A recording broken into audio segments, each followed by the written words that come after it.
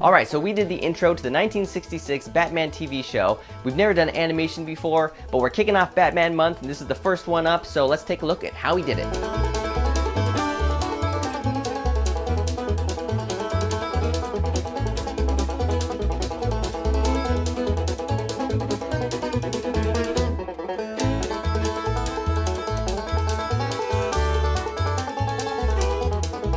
Bringing a cartoon to life is different. We've never done anything like that before, so it's lots of bright colors and solid backgrounds. So we had to make the costumes for Batman. We start with a solid base of kind of a grayish blue, and I knew that this was going to be played by our friend Matt. He was in our Terminator scene. He's a pretty big, burly guy, and he's got a nice, strong jaw, and we thought he'd make a really good Batman. We got clothes that fit him pretty tightly. We've got the gloves. Those are awesome. And I used just some leather gloves, and then for the longer part that sticks out, I found some leather boots that were women's boots. And I just cut the tops of the boots off, taped them to the glove for an extension, and then added on little cardboard spikes. Bat gloves. Got some blue fabric, made the cape. It's interesting in this animated intro, it looks like the front of his face and his mask is actually like black. It might just be shadow or the way they drew it, but the thing here to keep in mind is that we're matching the animated costumes, not necessarily the live action costumes from the live action show. They're actually kind of different. So it's black up front, so it's just a black sleeve that we kind of just put over, cut some eyes, drew the eyebrows, and then the cowl was just the blue fabric from the cape. Put that on there, got the ears, and then instead of doing separate undies for Batman, I just decided to paint the black right on the blue pants. And then for the one shot where you do see his boots, we just used some bits of the fabric and just taped it to his legs, and it kind of looks like boots. And then Batman has a yellow utility belt, so that's just a regular belt that we painted yellow and just drew some of the details on. Oh, and of course the Batman logo, which we just drew and taped to Matt's chest. Yep. Dang, that's awesome. Now I play Robin in this one, which we thought was going to be pretty funny since Matt's so tall and I'm so tiny. Started with a green t-shirt, drew some lines on there like they have in the cartoon, and then used a red polo shirt on top that I just cut the sleeves off of. And then I just painted the collar yellow. I had some trouble with that actually. I tried just spray painting yellow onto the collar, but it wasn't really taking to the fabric and it didn't look right. So I ended up putting tape on the collar first and then painted on top of the tape because it's much more vibrant that way. Draw some of the little buckles and details, make the logo, glue that on there, and then he's got a yellow cape, that's just some yellow fabric. He's got a quick little black mask that you just tie it on, and then in one shot you do see his full body, so I went with some little green short shorts, and I borrowed those from my wife, and quite exposed in those. I think in the live action version, Robin wears tights, but it looks in this animated one like it's just his arms are flesh and his legs are flesh, so I just went bare legs for that one. Pulled up those little jogging shorts, and just went for it. Oh, and then his belt, it's painted yellow again like Batman's, but it looks like Robin's shirt kind of hangs out in a certain way, so I actually attached the red fabric directly to the belt, so when I put it on, it would go in the right place. We really look like the real deal running around the neighborhood.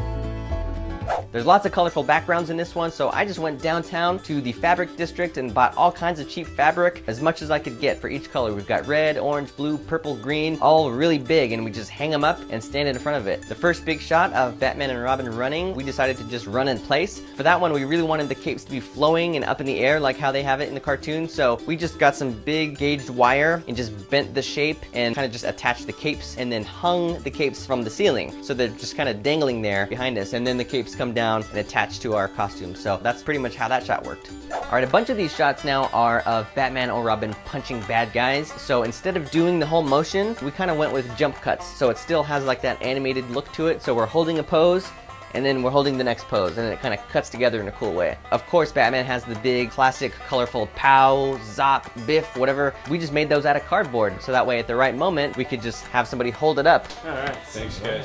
One of the really complicated shots was when Batman punches a guy, the big cardboard Zoc appears, and then Robin slides in, they shake hands, and then there's supposed to be this big thing where his cape kind of billows out in this big giant way, and we were gonna hold his cape up with some wire, but we realized that there wasn't really enough fabric left for that. It wasn't big enough. So we ended up going with a clever solution, which was using the back of the big bat logo, which we're gonna see in a second, and just painted it blue and black and used that as his cape that billows up. So that way when it dissolves to the next thing, which is the Batman logo, it all kind of matches up. Ben made this thing, it's really huge. Rather than just drawing that as a separate thing, it's full size and it's live action. So Matt puts his head there and just holds up the logo, and it looks really awesome.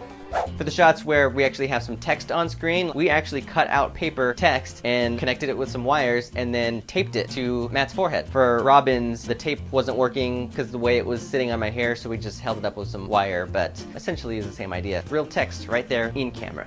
Another shot that was really cool that we built some life-size elements for was Batman and Robin standing together, punching some guys. In this one, the villains in the background are just kind of a solid, like aqua color, so we made that out of cardboard, and then we just stand in front of it. This is one of those that's just kind of like holding still and then cutting to the next pose, and it looks really cool on camera. It's all so colorful. It's like bringing a cartoon to life. There's a couple big group shots. You've got all the villains lining up to parade past the camera, and so we just made a bunch of random costumes for that. We've got a weird mad scientist guy. He's got crazy orange hair, so I just spray painted one of our wigs and our beards bright orange and put on a lab coat. Then we've got weird lizard guy. That was just leftover ski mask that was from our Kick-Ass scene, and I just put some yellow tape down the middle. Then we've got classic mobster guy. That's just like an overcoat and a tan fedora. And then we've got another just random thug. He's got like a blue cap and a blue shirt. But then behind them, for the second row of bad guys, we ended up making full-size cardboard cutouts of the other bad guys. So it's kind of now a weird mix of like drawings and live action. Ben drew these really huge on cardboard, cut them out, got all the lines, spray painted it tan, and then everyone just held on to this thing. So as they shuffle past the camera, they could just carry it with them. So we've got our 2 rows of bad guys. We got that one. All right, that's a wrap on 10, guys. Only took 6 hours to make. Yeah. Now the next group got some of the super villains in it, people that actually recognized. We've got Joker. Since we're only seeing people from the side, we didn't even have time to do the full makeup, so we just did half of the face. So we got half Joker, and then that's just a black wig that we spray painted green, put on a green coat for that. And then we've got Penguin, so that was a top hat, a little monocle that we just made out of some wire. Then for the long nose, I just cut off a finger from a latex glove. It didn't really match the skin tone exactly, but you know, they go by pretty fast, and so we just glued that on to our friend Casey's nose, and it kind of looked like Penguin's nose. And then we've got plastic bag guy, everybody's favorite supervillain. So that was just literally a plastic bag with eye holes cut in it. So now behind the live action group, we've got the other cardboard group. Now this is a huge group of cardboard cutouts. Again, Ben made all of these by hand. He just cut them all out and then painted them blue, drew all the line work on there. Oh, we even have Catwoman in there. She's blue with everybody else, so if you look close, you can see Catwoman. And then there's even another group behind those, which is all in silhouette, so it's kind of 2 layers. This thing was about 10 or 12 feet long. It took up the whole room, and it barely fit my house. And so everybody who was in costume had to carry this thing, and then one by one, as they were passing and they were off screen, each person had like their own task. So at the beginning of the shot, I'm holding all the POW signs, so I just like drop one in, take it out, lift another one in, drop it, lift another one in. So those happen. In the front of the line, we had Matt. Once he passes as his goon, he runs around and gets ready to carry another element for later. We'll see that in a second. Then we have Bosco. He runs around the back of the thing to grab the end because it's so heavy and floppy that he's just supporting the weight of the end. Casey is next in line. He just continues carrying it into the bedroom so that it keeps going straight. And then Ben, once he's past camera, what you don't see is he actually has shoes on his hands because he immediately runs around, sits down on a skateboard with a toolbox on it so that he can, at the right moment, go past the camera with these feet hands because it looks like 2 feet go by and it looks like legs, but it's really his arms. And then immediately after the feet, this awesome painted Joker goes by on a stick that Matt holds. And then at the very end, I pick up the other little pieces of cardboard, which is a silhouette of people and then a cardboard cutout of people, and I slide those by. So all of that stuff has to happen in one shot, and the timing has to be right, and it was difficult. So that's how we did our Batman animated TV intro. If you have any other questions, let me know in the comments, and stay tuned every Tuesday for new homemade movies. And this month is all Batman month. We've got Tim Burton's Batman, we've got The Dark Knight Rises, so stay tuned for all of that.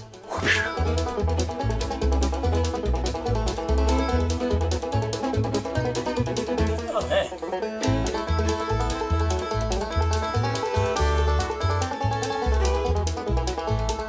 Oh no. Cut.